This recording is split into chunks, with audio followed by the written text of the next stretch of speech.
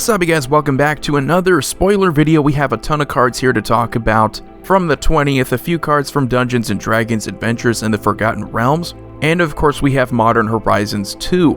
But before I get into the video, I would first like to remind you that most of you who are watching are not subscribed to the channel, so I'd really appreciate it if you took a second to hit that subscribe button and a notification bell so you don't miss any future videos. We are well on the way to 21,000 subscribers. Thank you all so much. Our first card we have here is Drizzt Do'Urden. 5 mana, green-white elf ranger, a 3/3 with double strike, a legendary creature too. When Drizzt Do'Urden enters the battlefield, create Guinevere, a legendary 4/1 green cat creature token with trample. And whenever a creature dies, if it had power greater than Drizzt's power, put a number of +1/+1 counters on Drizzt equal to the difference. So for me, honestly, there's not really much to talk about with this kind of commander option if we were to look at it as a commander option. Just a way to get more power and toughness on a double strike creature. And then we have Bruenor Battlehammer. So this is a 4 mana red-white legendary dwarf warrior, a 5/3. Each creature you control gets +2 power for each equipment attached to it. You may pay 0 mana rather than pay the equip cost of the first equip ability you activate each turn. So this can be a very quintessential Boros equipment commander, since you are rewarded for getting more equipments out there, and it makes it a lot easier to equip.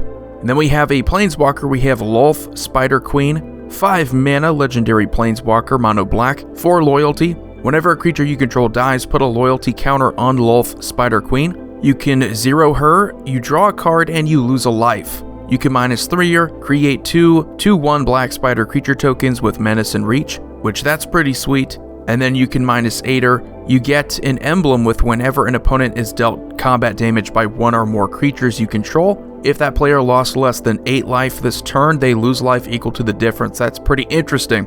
It means if they lose 1 life, they'll end up losing 7 more. But then we move on to Modern Horizons 2, we get some pretty interesting reprints here. Kind of like those time-shifted cards, we pretty much get the old borders here. And we get reprints. This is something that I was looking forward to in the new Modern Horizons set. And it looks like we'll get them here in Force of Negation and Giver of Runes. Force of Negation especially has been a pretty expensive card, sees a ton of play everywhere. And then we get probably the biggest reprint here. Although it's not from Modern Horizons 1, it's Cabal Coffers. This is insane because it means now that Cabal Coffers is playable in Modern. So if you want to make a mono black deck in Modern, you have probably the best land that you could ever play. You'll be able to produce a ton of mana, you'll be able to get to certain things quickly. You're also able to play Urborg Tomb of Yawgmoth in Modern, making that interaction a thing. And since Cabal Coffers is not a legendary land, you are able to play several Cabal Coffers in Modern and then tap them all for a crazy amount of black mana. I don't know how this is going to work out in Modern because mono black isn't exactly a dominant force, but it would be nice to see exactly what happens because we have some pretty good black cards here, and we're going to be talking about them. Then we get a legendary creature, a Usury, Fortune's Flame, 3 mana blue and red legendary creature, Efreet. Flying, and whenever Usury, Fortune's Flame attacks, choose a number between 1 and 5, flip that many coins for each flip you win, draw a card for each flip you lose, it deals 2 damage to you. If you won 5 flips this way, you may cast spells from your hand this turn without paying their mana costs. So this is going to be a pretty solid coin flip commander, giving you several opportunities to flip coins. If that's what you were looking for, you got it right here. I know there's those partner commander options that'll allow you to flip coins, but this one's even better in my opinion, because you get more opportunities. You can flip 5 coins. Flametongue Yearling, 2 mana Kavu, uncommon, multi-kicker of 2, enters the battlefield with a +1/+1 counter on it for each time it was kicked, and it enters the battlefield, it deals damage equal to its power to target creature. Not really much to talk about there. We have Thrasta, Tempest's Roar, a 12 mana legendary dinosaur, mono green, 7/7 trample haste. This spell costs 3 mana less to cast for each other spell cast this turn, so that could be pretty cheap after you cast a couple spells. Trample over Planeswalkers, which is brand new. This creature can deal excess combat damage to the controller of a Planeswalker it's attacking. And Thrasta Tempest Roar has hexproof as long as it entered the battlefield this turn, so that's going to be epic. I mean, there are a ton of ways that you can abuse this in Modern, and because it has trample over Planeswalkers, it means that you're not just going to waste a turn attacking a Planeswalker like a Liliana of the Veil. You're also going to be dealing that excess damage to them. We have Unmarked Grave, 2 mana black sorcery, search your library for a non-legendary card, put that card into your graveyard, then shuffle. So this is like a 2 mana sorcery speed Entomb, but Entomb is not playable in Modern, so this will essentially be Modern's Entomb. It does specify non-legendary, which could be problematic, but I think for the most part, tutors, even tutors that send a card to the graveyard, are going to be pretty good. Speaking of tutors, we get another really good black card here, Profane Tutor. A suspend card for 2 mana, you exile it with 2 time counters. At the beginning of your upkeep, you remove a time counter on it. When the last is removed, you cast it without paying its mana cost. You search your library for a card, put it into your hand, and then shuffle. So we got Demonic Tutor, but on a suspend. So this card is fantastic, and of course you get Richard Kane Ferguson's artwork.